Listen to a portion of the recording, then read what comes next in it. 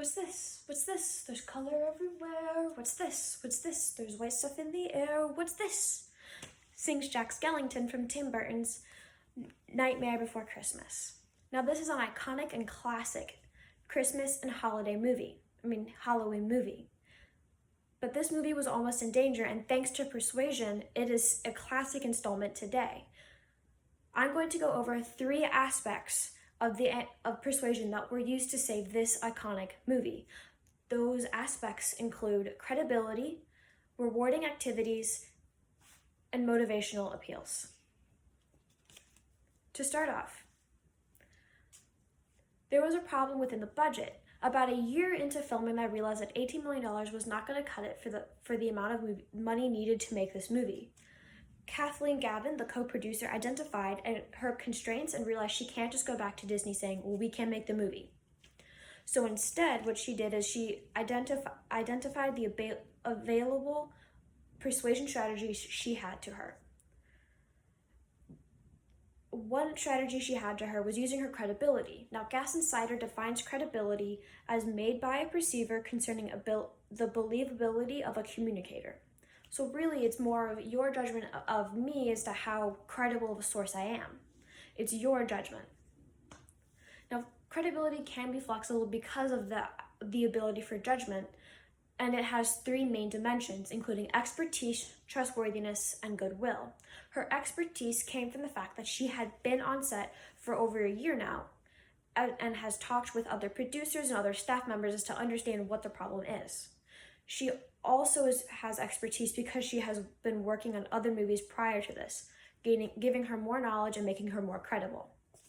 Her trustworthiness her integrity comes from the fact that she's been working for Disney for a couple of years now, so has built up trust within the Disney Corporation and with other employees.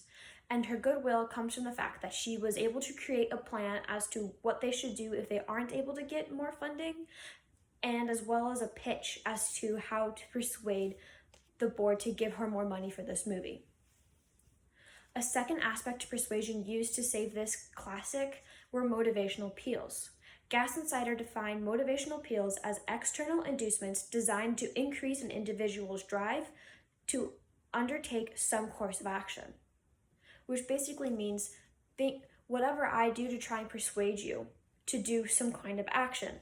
So in this case, while we didn't see her actual pitch, we can assume, based on the way that she was describing it, she most likely used a fear appeal. A fear appeal points out a negative aspect of a situation you may not want to happen, therefore motivating you to do something to prevent that from happening.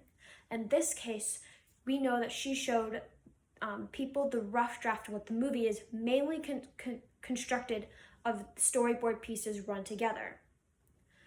Her fear appeal may have been phrased similar to saying, if you want this great movie, we need more money, otherwise we're going to have to cut these certain scenes, changing the story completely.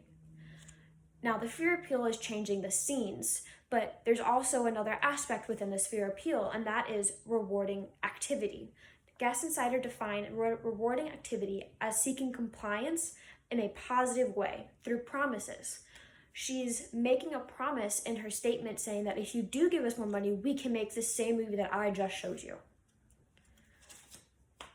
Today, I reviewed 3 different types of persuasion that were used in saving this iconic stop animation film, Tim Burton's Nightmare Before Halloween.